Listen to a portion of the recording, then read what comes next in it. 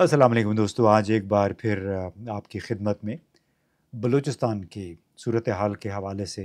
हाज़िर हैं। बहुत ही तशवीशनाक सूरत हाल है। हुकूमत अपनी तरफ से एक बार फिर वही नारे, वही वादे लोगों के साथ, अवाम के साथ, चीन के साथ कर रही है। वज़ीर-ए-आज़म शहबाज शरीफ ने एक बार फिर वही कहा कि दुश्मन क़ुव्वतें चीन और पाकिस्तान के दरमियान खलीज पैदा करना चाहती हैं। सिक्योरिटी फ़ोर्सेस की कुर्बानियाँ किसी सूरत रायगां नहीं जाएँगी और दहशतगर्दी के हालिया वाक़यात को रोकना बड़ा ज़रूरी है। ये हम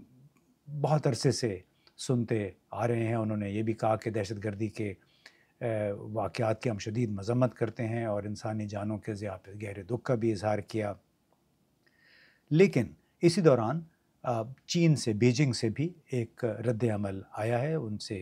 वज़ारत ख़ारिजा के तर्जुमान से पूछा गया उनके रद्द-ए-अमल के बारे में, जो 25 और 26 अगस्त की दरमियानी रात को और फिर 26 अगस्त को भी वो सिलसिला चलता रहा तशद्दुद का और क्रॉस फायर का सिक्योरिटी फोर्सेस और बलूचिस्तान लिबरेशन आर्मी के फाइटर्स के दरमियान। तो उसमें चीनी तर्जुमान ने ये कहा कि चीन हर किस्म की दहशतगर्दी के ख़िलाफ़ साबित कदमी से खड़ा है। हम इंसदाद दहशतगर्दी की कार्रवाइयों को आगे बढ़ाने, यकजहती और इस्तेहकाम को बरकरार रखने और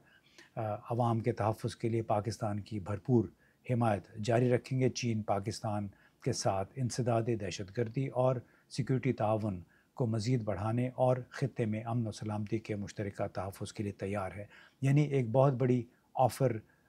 पेशकश की है चीन ने एक बार फिर कि अगर पाकिस्तान को दहशतगर्दी के ख़िलाफ़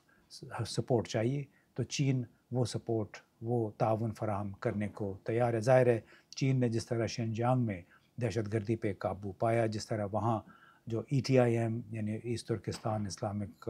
मूवमेंट के जो लोग थे उन पे काबू पाया और तरक्की का एक नया सफ़र मगरबी मुस्लिम आबादी के सूबे में शुरू किया, तो उसका अपना एक बड़ा वसी तजुर्बा है शिद्दत पसंदों, दहशतगर्दों के साथ निमटने का। तो पाकिस्तान बिलाशुबा उससे फ़ायदा उठा सकता है अगर पाकिस्तान की सिक्योरिटी एस्टेब्लिशमेंट इस बात पर आमादा हो। अब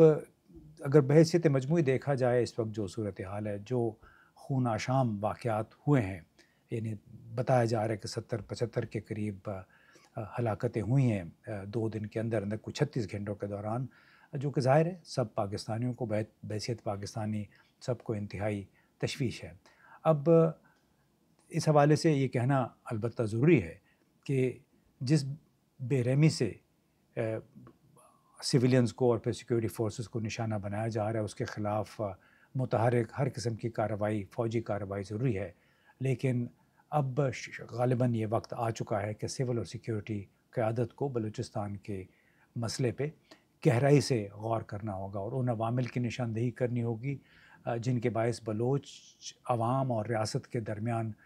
कशीदगी बढ़ी है, उनके दरमियान डिस्कनेक्ट पैदा हुआ है, अदम एतमाद अभी भी मौजूद है बल्कि फैलता ही चला जा रहा है। बेइत्मीनानी की इस लहर के पीछे जो नौजवान पढ़े लिखे मुतवसत तबके के मर्दों और औरतों को एहतजाज पर आखिर क्या चीज़ मजबूर कर रही है, क्या वजूहात हैं, क्या ये बेरोज़गारी है, एहसास महरूमी है? ये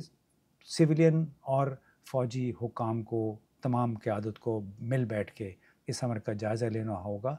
और उनके जो सियासी हुकूक हैं उन पे तवज्जो देनी होगी क्योंकि जब भी एहसास महरूमी होता है ख़ास तौर पे सियासी और इक़्तिसादी वजूहात के बायस, तो ये फिर दहशतगर्दों को एक बहुत बड़ी वजह मिल जाती है। जो जितने भी यहाँ पे सहूलतकार हैं, आला-ए-कार हैं दहशतगर्दी के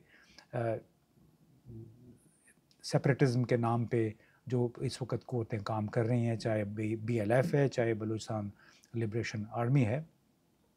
वो सब ज़ाहिर है बेरोज़गारी से, इक़्तिसादी बदहाली से और अदम तहफ़्फ़ुज़ के एहसास से फ़ायदा उठाएँगी और उसके लिए बाकायदा एक कंड्यूसिव मैदान बन जाता है, एक बड़ी ज़रख़ेज़ ज़मीन बन जाती है जब अगर रियासत अपने अवाम को इंसाफ़ फ़राहम करने में नाकाम हो जाए। अब रोज़नामा डॉन बड़ा मोतबर अख़बार है, आप उसने अपने एक अदारिये में भी लिखा है कि मरकज़ी हुकूमत अब बलोच आवाज़ों को नज़रअंदाज़ नहीं कर सकती, ख़ास तौर पे वो लोग जो कि तशद्दुद की मज़म्मत करते हैं, अमन चाहते हैं, तब्दीली के लिए हकीकी कोशिशें कर रहे हैं। بلوچستان کے عوام کی بات سننے اور تعاون کرنے سے ہی دہشت گردوں کا خاتمہ ممکن ہے۔ یہی بات ہے جو کہ ڈاکٹر مارنگ بلوچ، ان کے بہت سارے ساتھی اور مولانا ہدایت الرحمان کرتے رہے ہیں۔ گزشتہ 2 سال کے دوران کئی دھرنے ہوئے، جلسے، جلوس ہوئے، اور اس میں بار بار یہی مطالبات سامنے آئے کہ بلوچ نوجوان پڑھے لکھے متوسط طبقے سے تعلق رکھنے والے نوجوانوں کو قومی دھارے میں لایا جائے، ان کے لیے سہولت پیدا کی جائے ان کی زندگیوں میں۔ اور دوسری بڑی بات، سول فوجی قیادت کو کیوں اکٹھا ایک مشترکہ حکمت عملی بنانی ہوگی۔ بلوچستان میں جو روایتی طریقہ سیکیورٹی ہے، روایتی اپروچ، وہ عملاً ناکام ہو چکے، اور اس کا اظہار جو 6 مسلسل بیک وقت حملے ہوئے ہیں، یہ 25 اور 26 اگست کی درمیانی رات کو، اس سے ظاہر ہو گیا کہ ایک طرف ہمارا روایتی سیکیورٹی نظام ناکام ہوا ہے، ہماری انٹیلیجنس ایجنسیاں کم از کم 1-2 حملوں کو تو ناکام بنا سکتی تھیں، لیکن ایک بھی حملہ ناکام نہیں بنایا گیا۔ تو جو روایتی سیکیورٹی کا طریقہ ہے یا نظام ہے، وہ عملاً ناکام ہو چکا ہے۔ اور دوسری بڑی بات یہ ہے کہ جس طرح وزیر اعظم نے بھی کہا، ہم سب کا یہ خیال ہے کہ اس قسم کے حملے بلوچ علیحدگی پسند آزادی کے نام پہ جو کام ہو رہا ہے، یہ کسی کے غالباً اعلی کار کے طور پہ کام کر رہے ہیں، اور بنیادی مسئلہ ان کا ہے کہ چائنا پاکستان اکنامک کوریڈور کو نقصان پہنچانا، چین پاکستان کے درمیان ایک دیواریں کھڑی کرنا۔ اور یہ بات ہم سب کو معلوم ہے کہ خاص طور پہ جب سے جو داسو ڈیم آپ نے دیکھا ہوگا کہ وہاں پہ 2 سال کے اندر 14 چینی مارے گئے تھے، تو اب جتنے مرضی وعدے کر لیں، جتنے مرضی نعرے لگا لیں، پاکستان کی بات پہ، صرف وعدوں پہ کوئی اعتبار کرنے کو تیار نہیں ہے۔ ایک طرف ہم بلوچ عوام کے درمیان عدم تحفظ کا احساس ہے، احساس محرومی ہے، اور دوسری طرف چینی اور دوسرے ہمارے جو دوست ممالک ہیں ان کی بھی شاید بد اعتمادی ہے۔ وہ بھی اب چاہتے ہیں کہ صرف نعرہ بازی کے بجائے ٹھوس اقدامات کیے جائیں سیکیورٹی کے حوالے سے، اور اس کے لیے پاکستانی قیادت کو اپنا انداز سوچ یقیناً بدلنا پڑے گا۔ اور یہ جو ہم روزانہ باتیں سن رہے ہیں نا، اس سے کافی ہٹ کے ہمیں ایک جس کو کہتے ہیں کہ انکلوسیو سمارٹ اپروچ اختیار کرنی ہوگی، جس کے باعث ہو سکتا ہے کہ پھر جو پراکسی جنگ کے جو اعلی کار ہیں، جو سہولت کار ہیں، ان کا بھی سد باب کیا جا سکے۔